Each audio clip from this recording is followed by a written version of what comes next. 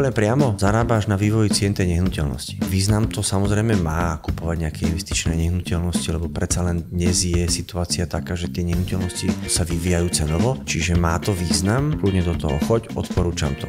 Tam je matika jasná, musíš mať presne nastavenú investíciu, vlastné zdroje, koľko do toho vieš dať, hypotéka, koľko ťa bude stáť, to si treba veľmi, veľmi dobre zvážiť. Dobre, mám tu jednu takú otázku na teba. Bavíme sa o v podstate takom prípade, že znalecký posudok a že možno, keď znalecký posudok je nižší než dohodnutá cena. A iba taký príklad tu mám pre teba, že je dohodnutých 240 000, znalec napíše 225 000, kto vlastne doplatí ten rozdiel? Dá sa to nejak vyriešiť? Jasne, rozumiem. Aj takéto prípady sú tiež bežné, pokiaľ kúpi niekto nehnuteľnosť, zveladí ju do takej miery, že proste do nej načká fakt veľkú investíciu, tak tie znalecké posudky častokrát nemusia výjsť na tú hodnotu, ako reálne majú tabuľky znalci. Tak to je taký prípad, že ten kupujúci, ktorý má napriek tomu záujem, musí siahnuť hlbšie do svojho váčku alebo niekde tie peniaze proste zohnať a doplatí to už sám z vlastných zdrojov, nakoľko banka prihliada na ten znalecký posudok, nie na akože cenu tej nehnuteľnosti ako takej. Proste keď znalec ohodnotil tú nehnuteľnosť na nejakú čiastku, banka dáva 80% z tej čiastky. Zvyšok už dávaš ty ako kúpec z vlastných zdrojov, kde ich zoženieš, je tvoje bremeno. A ty ako realitný maklér by si v tomto prípade vedel nejak zasahovať alebo pomôcť? Ja samozrejme viem, však aj to vždycky robím, kde je možnosť pomôcť, tam sa snažím pomôcť. Má to niekoľko rovín. Môžete skúsiť, jedna z možností je, že oslovíte ešte nejakého iného znalca pre istotu, aby ste si boli teda napevno istí, že áno, niekde v tomto rozmedzi sa skutočne hýbeme.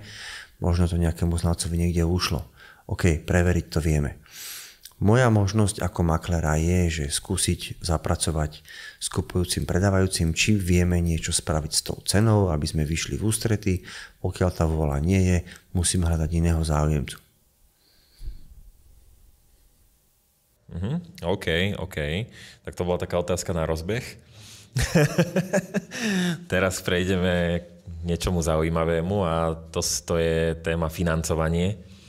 To je taká trendy vec. A aký ty máš nejaký pohľad na to v súčasnosti, že ako to vyzerá, tá situácia a kam sa to uberá, celé to financovanie, hypotéky a tak ďalej?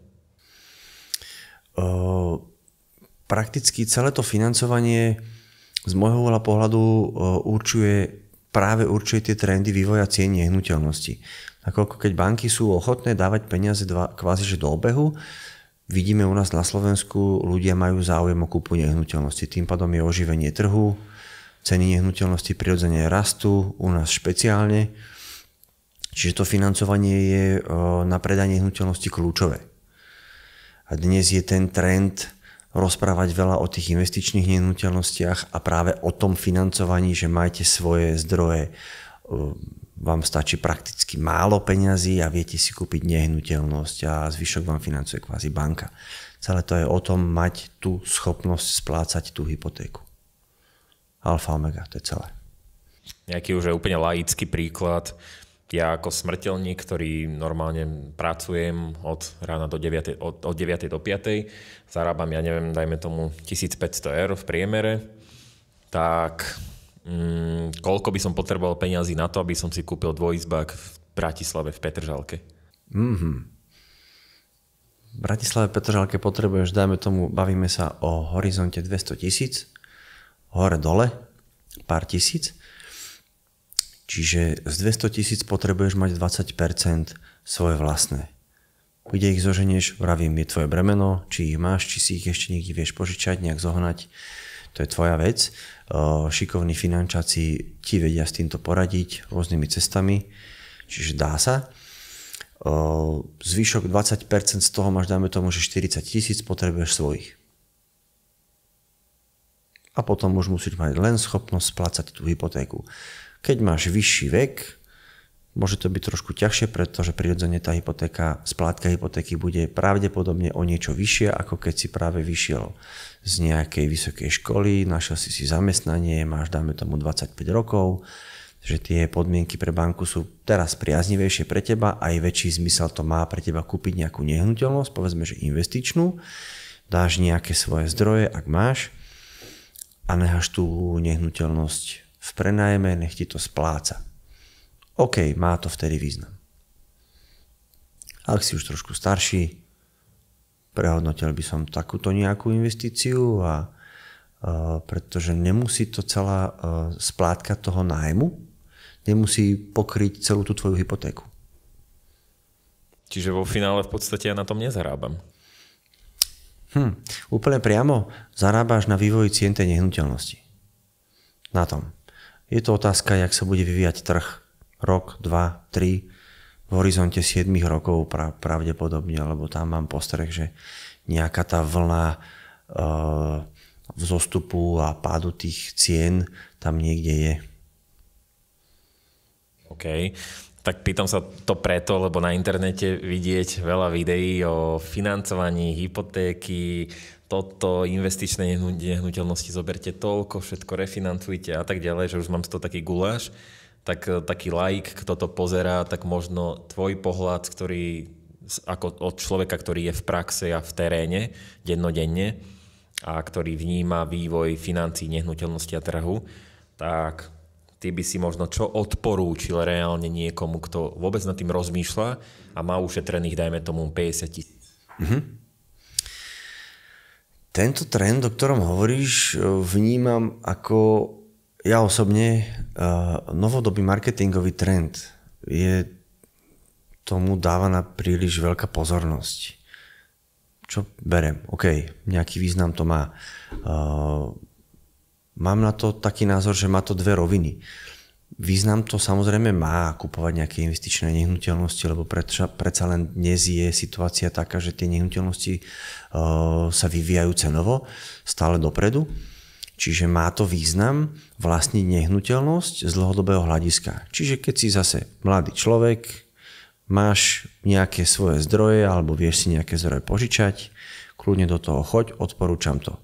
Nepotrebuješ mať ešte teraz nejakú veľkú silnú potrebu vlastného bývania, ale vieš, povedzme príklad, si mladý človek, bývaš ešte u rodičov.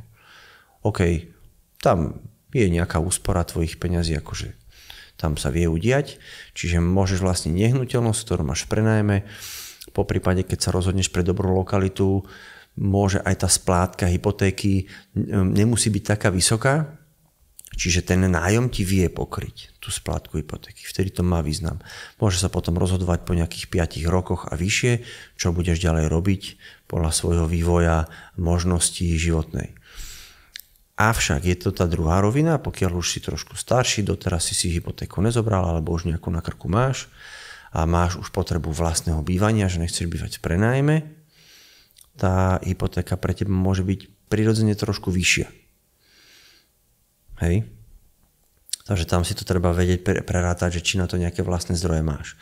Pokiaľ si už teda starší a chceš mať investičnú nehnuteľnosť, tam je matika jasná, musíš mať presne nastavenú investíciu, vlastné zdroje, koľko do toho vieš dať, hypotéka, koľko ťa bude stáť, nájom, za koľko si schopný tú svoju nehnuteľnosť prenajať. Či budeš musieť doplácať z vlastných zdrojov, alebo si schopný prenajať ju tak dobre, že ti pokrie hypotéku a aj náklady. To si treba veľmi, veľmi dobre zvážiť. Čiže je to dobrý trend, nemyslím si, že je úplne pre každého. No a OK, teraz vlastne v rámci tých samotných nehnuteľností, tak samozrejme tie ceny idú vyššie, tak možno nejaká tvoja predikcia na najbližšie 3 roky, ak sa to vôbec dá nejak sa na to pozrieť do budúcna. Joj. Priznám sa, že s týmito predikciami už som trošku opatrnejší. Tiež v minulosti sme skúšali predikovať kadečo a ten vývoj trhu sa vyvíjal úplne iným smerom. Avšak dnes máme situáciu, že dobre, máme oživenie trhu, jak z predošlých rokov, zase spôsobili nám to banky, že sú trošku benevolentnejšie, čo sa týka úrokov. Teraz sa bavíme v tomto období, že banky ponúkajú tie hypotéky niekde v rozmedzi okolo 3%. Čo nám zase spôsobilo nárast tých cien nehnuteľností, alebo aspoň Slováci si začali pýtať viacej. Prirodzene. Tá predikcia môže byť, že keď banky budú mať vôľu tie úroky ešte znižovať, je tu veľký predpoklad, že ceny nehnuteľnosti pôjdu vyššie, pretože ten dopyt asi bude. Ak sa to zafixuje na tej 3%, niekde v tomto rozmedzi, na nejaké časové obdobie, je tu predpoklad, že ceny nehnuteľností pravdepodobne budú v tejto rovine, ktoré sú dnes. Ak pôjdu úroky vyššie, logicky ceny nehnuteľností pôjdu nižšie, pretože nebude taký tlak na ich kúpu. Čiže máme tu ešte aj infláciu, ktorá zohráva veľmi veľkú úlohu aj v kúpyschopnosti, aj v schopnosti splácať tie hypotéky. Takže toto je tá druhá rovina, pozrieť sa aj na tú infláciu, na vývoj inflácie, ktorý môže ovplyvniť kúpyschopnosť týchto nehnuteľností. A samotná tá kombinácia bank a inflácie môže zohrať tiež veľmi veľkú rolu. Čiže keď banky pritvrdia s úrokmi alebo pritvrdia, čo sa týka, jak by som to povedal, že banky nebudú chcieť dávať tie peniaze tak do obehu, že pritvrdia s podmienkami a bude narastať inflácia, zase sa to odráža na cene nehnuteľnosti, lebo tá kúpyschopnosť bude ovplyvnená. 2-3 roky. Môj názor je, inflácia sa moc nerieši.